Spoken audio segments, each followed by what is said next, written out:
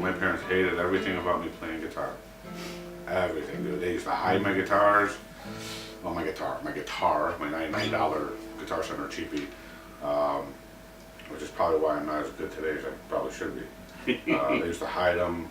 I'd have posters all over my wall, you know, back in the 80s, right? Motley Crue, Brat, Talking, and I'd come home from school, all my posters would be gone. I'd put them all back up, and then go to school the next day, my mom would take them all down, I'd come home and put them all back up. I got into it mostly just, I remember sitting in our backyard, we had this little black and white TV, and we'd sit in the backyard in the summer, and watch TV, me and my brothers, and they had, remember Friday Night Videos? Oh my God.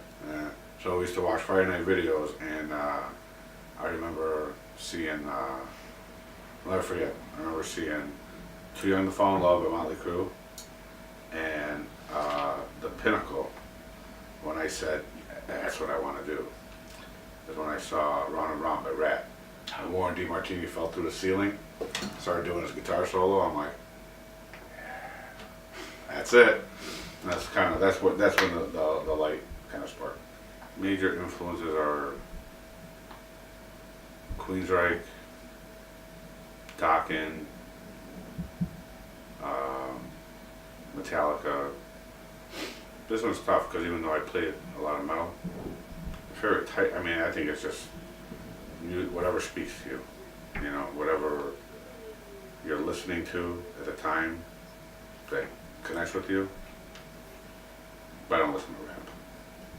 I remember a friend of mine, he passed away, but me and him, we sit there and watch those videos, you know, when MTV played videos, and we, you know, we dreamt about getting up on stage, playing, and doing that stuff, and so it was always that's what I want to do when I grow up thing. I think years and years ago, when I was younger, other bands, those were sole purposes.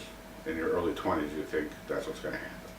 You think you're going to get out there, you're going to play, someone's going to come and discover you, and you're going to get signed. It doesn't happen anymore. So as we got older, it was more about the music, more about playing music instead of having any kind of end game of, okay, this is going to get us signed, we're going to go on tour. None of that stuff mattered. And when all that stuff stopped mattering is when the music took off and when the band took off. I'll never forget the show. We played a club called City Limits. It's a big club, and it's closed down since, but we were around for probably about a year, I would say at that time, and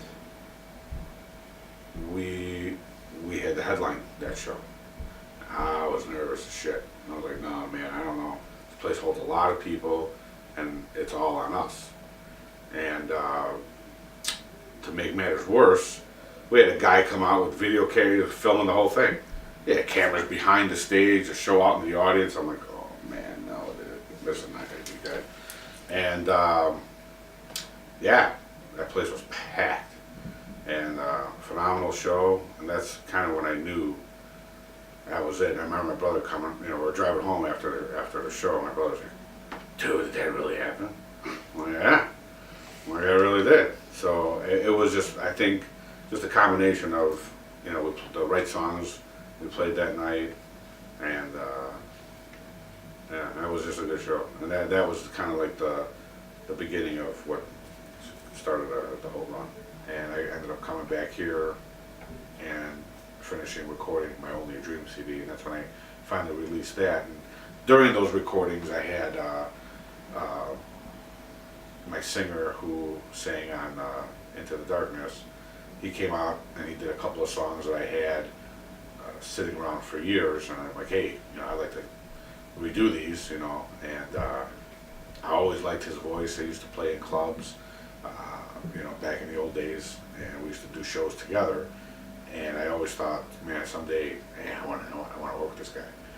And he agreed to do it. I ran into him at a bar one night, and he came out and took a look at the songs, loved them, and we got into the studio, recorded those two, and I added those onto my, because everything on Only a Dream is instrumental stuff, except for these two songs. And then we did that, and in the middle of recording all that stuff, he's like, let's start a band.